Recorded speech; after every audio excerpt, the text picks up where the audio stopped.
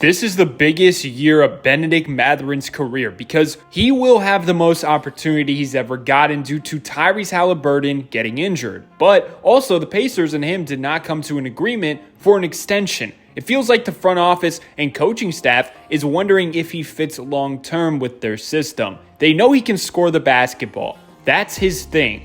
He showcased that in the playoffs. Every single series, he swung at least one game in their favor. Against the Cavs, Game 2, 19 points in 20 minutes in a win. Game 4 against the Knicks, 20 points in 12 minutes in a win. And lastly, in the NBA Finals, Game 3 against OKC, 27 points in 22 minutes in a win. But notice he didn't play above 25 minutes in any of those games. That was his role. During the minutes without Tyrese, come in and score and get out. Due to his inconsistent defense and playmaking, I do give him props for succeeding in this role because he had a short leash, a very short one. You saw that in the Knicks series. He had 2 games playing above 20 minutes, the other 3, 9 minutes, 8 minutes, and 11 minutes. If he made a few mistakes and wasn't hitting his shots, they yanked him. To perform in that role is tough, and he deserves credit for that, considering how young he is. He was doing it on the highest stage with tons of pressure. However, I will say there were nights where he made you want to rip your hair out if you were voting for the Pacers with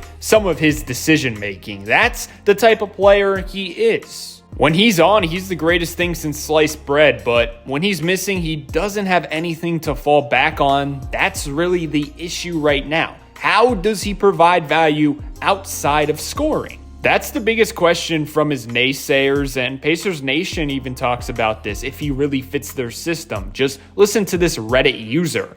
When he's passed the ball in an advantageous situation, defender closing out rotations, etc., can he press the advantage and then pass that advantage to another teammate or finish instead of allowing the defense to reset while he takes 2 size-up dribbles? Our team DNA is to get an advantage and give that advantage to another player, and so on until someone gets a great shot. Too often, everyone would work together to get a great advantage, and Ben would give it all back. 2 areas he needs to improve as a passer and defender. My question would be, does he have the Anthony Edwards mindset? Last season, midway through, despite being a score-first player, Anthony Edwards acknowledged he needed to improve as a playmaker and passer. He talked about watching tons of film on Luka, and you could tell he was making it a point on the court to improve as a passer while driving and when he's getting double teamed. And that was impressive to me considering how hard it is for a pure scoring talent to adjust. And also it was impressive because Anthony Edwards is at a very, very high level. So he could easily just be like, I'm good enough.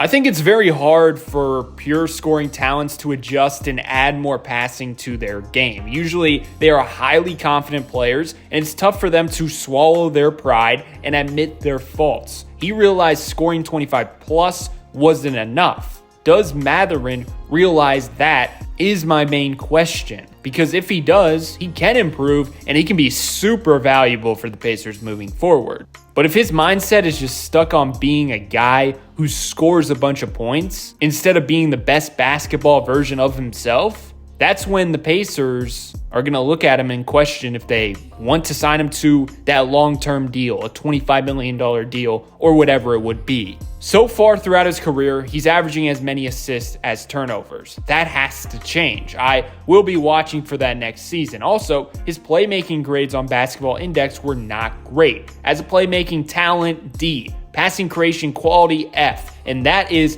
an estimate of expected efficiency on shots created for teammates, factoring in location and other key factors. Passing efficiency, F. And that would be a measure of passing efficiency from comparing bad pass turnovers against expectations, considering quality and versatility of shots created for teammates. But here's the thing. He graded well for on-ball gravity, which means when he has the rock, he commands attention. The defense respects his ability to score. And that's always the first step. The next step is making the defense pay for overcommitting to you. A lot of players cannot say that they have the respect from the defense, so at least he's there. And there were flashes of potential throughout the year where you could be like, okay, I see it. I see him improving as it goes. And once again, he's super duper young. So expecting him to be a finished product just isn't realistic. And once again, you have to admit, it was very impressive last postseason. In a role where he's not guaranteed 15 plus minutes a night, he still found a way to produce and legitimately win games for the Pacers. I mean, that's huge.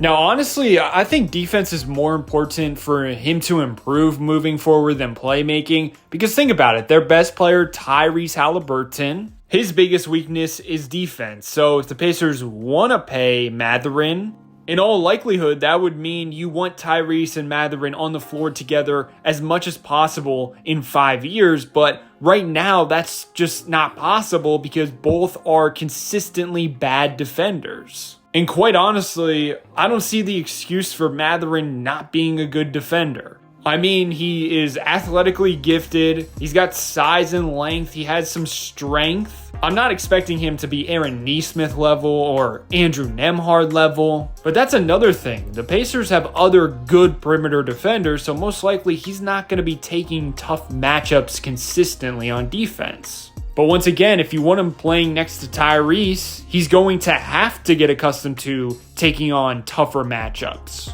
Per Basketball Index, he graded F as a perimeter isolation defender, one of the worst in the league in that regard. He also graded F as a passing lane defender. Now, he was solid in terms of ball screen navigation and fighting through off-ball screens. Graded B+ for screen navigation and A for off-ball chaser defense. Now, he did take a step defensively in one way. He was taking on tougher matchups last season than the year prior. For matchup difficulty in the 2023-24 season, it was graded D, and then last season, it skyrocketed up to B. So once again, just like playmaking, he's not at square one.